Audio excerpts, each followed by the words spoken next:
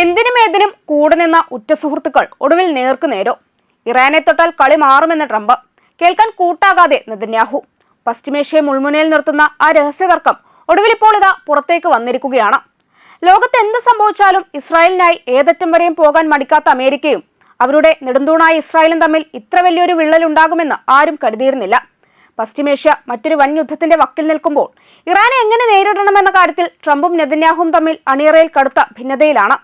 ആഗോള രാഷ്ട്രീയത്തിന്റെ ചതുരംഗപ്പലകയെ തന്നെ മാറ്റിമറിക്കാൻ പോകുന്ന ആ വലിയ തർക്കത്തിന്റെ പിന്നിലെ യഥാർത്ഥ കാരണം എന്താണ്? അമേരിക്കൻ മാധ്യമമായ ആക്സിയോസ് പുറത്തുവിട്ട റിപ്പോർട്ടാണ് പുതിയ വിവാദങ്ങൾക്ക് തുടക്കമിട്ടത്. റിപ്പോർട്ടുകൾ പ്രകാരം മെയ് 19 ട്രംപും നെതന്യാഹുവും തമ്മിൽ നടന്ന ഫോൺ സംഭാഷണം അതീവ പിരിമുറുക്കം നിറഞ്ഞതായിരുന്നു. സംഭാഷണത്തിന് ശേഷം നെതന്യാഹുവിന്റെ മുടി കത്തുന്നത് പോലെ ആയിരുന്നു എന്ന് റിപ്പോർട്ടിൽ വിശേഷിപ്പിക്കുന്നു. അതിലൂടെ ഇസ്രായേൽ പ്രധാനമന്ത്രിയുടെ അതൃപ്തിയും അസ്വസ്ഥതയും എത്രത്തോളം ശക്തമാണെന്ന് വ്യക്തമായിരുന്നു. ഇറാനെതിരായ ആക്രമണം വീണ്ടും ആരംഭിച്ച് അവരുടെ സൈനിക ശേഷിയെ കൂടുതൽ തകർക്കുകയും നിർണായക അടിസ്ഥാന സൗകര്യങ്ങൾ നശിപ്പിക്കുകയും ചെയ്യണമെന്നാണ് നെതന്യാഹുവിന്റെ നിലപാട്. അതിലൂടെ ഇറാനിയൻ ഭരണകൂടത്തെ ദുർബലപ്പെടുത്താനാണ് ഇസ്രായേലിന്റെ ലക്ഷ്യം. എന്നാൽ അമേരിക്കയുടെ സമീപനം അത്ര കടുത്തതല്ലെന്ന സൂചനകളാണ് ഇപ്പോൾ പുറത്തുവരുന്നത്. ആക്രമണങ്ങൾക്ക് പകരം ഒരു കരാറിലൂടെയോ നയതന്ത്ര ധാരണയിലൂടെയോ പ്രശ്നം പരിഹരിക്കാനാണ് ട്രംപ് ഇപ്പോൾ കൂടുതൽ താല്പര്യം കാണിക്കുന്നതെന്ന് റിപ്പോർട്ടുകൾ പറയുന്നു. ഖത്തർ, UAE തുടങ്ങിയ അറബ് രാജ്യങ്ങളുടെ അഭ്യർത്ഥനയെ തുടർന്നാണ് അമേരിക്ക ഇറാനെതിരായ ചില ആക്രമണങ്ങൾ താൽക്കാലികമായി മാറ്റിവെച്ചതെന്നും ട്രംപ് തന്നെ പിന്നീട് വെളിപ്പെടുത്തി. പശ്ചിമേഷ്യയിൽ വലിയൊരു യുദ്ധം പൊട്ടിപ്പുറപ്പെട്ടാൽ അതിന്റെ പ്രത്യാഘാതങ്ങൾ മുഴുവൻ മേഖലയും അസ്ഥിരമാക്കുമെന്ന് അമേരിക്കൻ ഭരണകൂടം മനസ്സിലാക്കുന്നുണ്ട് എന്നാണ് വിലയിരുത്തൽ. അതേസമയം ഇറാനുമായുള്ള സമാധാന ശ്രമങ്ങൾ ശക്തമാക്കാൻ ഖത്തറും പാകിസ്ഥാനും ചേർന്ന് പുതിയൊരു സമാധാന മെമ്മോ തയ്യാറാക്കിയതായും റിപ്പോർട്ടുകളുണ്ട്. അമേരിക്കയും ഇറാനും തമ്മിലുള്ള വിടവ് കുറയ്ക്കാനാണ് ഈ ഒരു നീക്കം. ഇറാന്റെ ആണവ പദ്ധതി, ഹോർമൂസ് കടലെടുക്ക്, ഉപരോധങ്ങൾ തുടങ്ങിയ നിർണായക വിഷയങ്ങളിൽ 30 ദിവസത്തെ ചർച്ചകൾ ആരംഭിക്കാൻ കഴിയുന്ന രീതിയിൽ ഒരു ലെറ്റർ ഓഫ് ഇന്റന്റ് തയ്യാറാക്കാനാണ് മധ്യസ്ഥരുടെ ശ്രമം. പാകിസ്ഥാൻ ആഭ്യന്തരമന്ത്രി ഇതിനായി ഇറാനിൽ എത്തിയതായും ഇറാൻ വിദേശകാര്യ മന്ത്രാലയം സ്ഥിരീകരിച്ചിട്ടുണ്ട്. എന്നാൽ ഈ നയതന്ത്ര നീക്കങ്ങളൊന്നും ഇസ്രായേലിനെ പൂർണ്ണമായും തൃപ്തിപ്പെടുത്തുന്നില്ല എന്നാണ് പുറത്തുവരുന്ന സൂചനകൾ. ഇറാനെതിരായ സമ്മർദ്ദം ഇപ്പോൾ കുറയ്ക്കുന്നത് വലിയ തന്ത്രപരമായ പിഴവാകുമെന്നാണ് നെതന്യാഹു കരുതുന്നതെന്ന് അമേരിക്കൻ മാധ്യമങ്ങൾ തന്നെ റിപ്പോർട്ട് ചെയ്യുന്നു. ഇറാന്റെ സൈനിക ശേഷി ഇപ്പോൾ തന്നെ പൂർണ്ണമായും തകർക്കേണ്ട സമയമാണിതെന്നും അല്ലെങ്കിൽ ഭാവിയിൽ അതിന്റെ പ്രത്യാഘാതങ്ങൾ ഇസ്രായേൽ നേരിടേണ്ടി വരുമെന്നാണ് അദ്ദേഹത്തിന്റെ വിലയിരുത്തൽ. അതുകൊണ്ട് തന്നെ അമേരിക്ക സമാധാന ചർച്ചകളിലേക്ക് നീങ്ങുമ്പോൾ ഇസ്രായേലിൽ അസ്വസ്ഥത ഉയരുകയാണ്. മെയ് 20 ട്രംപ് നടത്തിയ പരാമർശങ്ങളും ഈ അനിശ്ചിതത്വം കൂടുതൽ ശക്തമാക്കി. നമുക്കൊരു കരാർ ഉണ്ടാക്കാം, പക്ഷേ ശരിയായ ഉത്തരങ്ങൾ കിട്ടിയില്ലെങ്കിൽ യുദ്ധം വീണ്ടും തുടങ്ങാൻ ഞങ്ങൾ തയ്യാറാണ് എന്നാണ് അദ്ദേഹം പറഞ്ഞത്.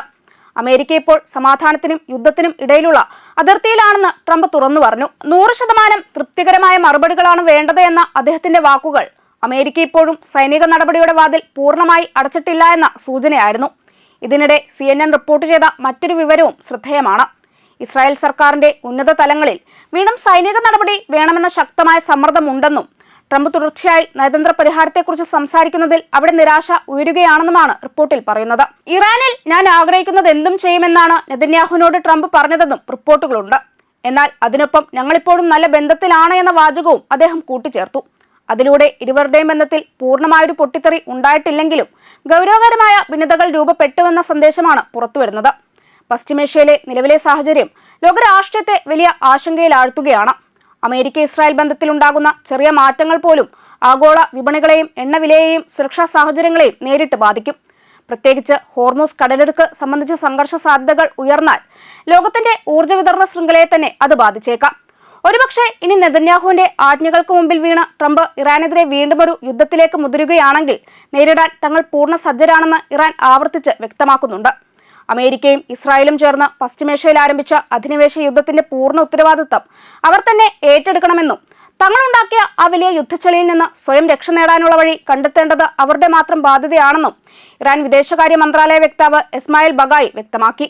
ബ്രസീലിയൻ പത്രമായ ഫോൾഹ ഡി സാവോ പോളോയ്ക്ക് നൽകിയ പ്രത്യേക അഭിമുഖത്തിലാണ് അദ്ദേഹം ഇറാന്റെ പ്രതിരോധ വീര്യം ആവർത്തിച്ചത്. കഴിഞ്ഞ 100 വർഷത്തെ ചരിത്രത്തിനിടയിൽ സ്വന്തം രാജ്യം എങ്ങനെ പ്രതിരോധിക്കണമെന്ന് ഇറാൻ പഠിച്ചിട്ടുണ്ടെന്നും 1980കളിൽ പാശ്ചാത്യ ശക്തികളുടെ പിന്തുണയോടെ സദ്ദാം ഹുസൈൻ അഴിച്ചുവിട്ട 8 വർഷത്തെ യുദ്ധത്തെ അതിജീവിച്ച പാരമ്പര്യം തങ്ങൾക്കുണ്ടെന്നും ബഗായ് ഓർമ്മിപ്പിച്ചു. അമേരിക്കയും ഇസ്രായേലും ഇനിയും വെല്ലുവിളിയുമായി മുന്നോട്ട് വന്നാൽ ഇറാന്റെ സായുധ സേന ഉടനടി പൂർണ്ണ ശക്തിയോടെയും അതിരൂക്ഷമായി പ്രതികരിക്കുമെന്നും കഴിഞ്ഞ കുറച്ചു വർഷങ്ങളായി രാജ്യം കാണിച്ച പ്രതിരോധ വീര്യം വരും ദിവസങ്ങളിലും തുടരുമെന്നും വിദേശകാര്യ വക്താവ് മുന്നറിയിപ്പ് നൽകി. ഇനി ലോകം ഉറ്റുനോക്കുന്നത് ഒരൊറ്റ കാര്യമാണ്. വർഷങ്ങളായി ഇസ്രായേലിനൊപ്പം എന്തിനും ഏതിനും നിൽക്കാൻ മടിക്കാത്ത ട്രംപിന് ഒടുവിൽ വൈകിയാണെങ്കിലും ബുദ്ധി ഉദിച്ചോ അതോ ഇതെല്ലാം വെറും താൽക്കാലിക സൗന്ദര്യപ്പിണക്കമാണോ എന്നത്. എന്നാൽ ഒരു കാര്യം ഈ രണ്ട് വൻശക്തികളും ഓർക്കുന്നത് നന്നായിരിക്കും. തങ്ങൾ നേരിടാൻ പോകുന്ന ശത്രു തങ്ങളെക്കാൾ എത്രയോ മടങ്ങ് അപകടകാരിയാണെന്നും എന്തിനുമേതിനും തയ്യാറായിട്ടാണ് അവർ നിൽക്കുന്നതെന്നും തിരിച്ചറിഞ്ഞില്ലെങ്കിൽ കളി മാറും. കഴിഞ്ഞ നൂറ്റാണ്ടിലെ യുദ്ധചരിത്രങ്ങളെല്ലാം നെഞ്ചേറ്റിയ ഇറാൻ തങ്ങളുടെ സായുധ പ്രതിരോധത്തിന്റെ വാതിലുകൾ തുറന്നിട്ട് കഴിഞ്ഞു. ട്രംപിന്റെ വാക്ക് തള്ളി നെതന്യാഹു വീണ്ടും ഒരു അംഗത്തിന് തുനിഞ്ഞാൽ അത് അമേരിക്കയും ഇസ്രായേലും ചിന്തിക്കുന്നതിലും അപ്പുറമുള്ള വലിയൊരു ദുരന്തത്തിലേക്കായിരിക്കും വഴിമാറുക.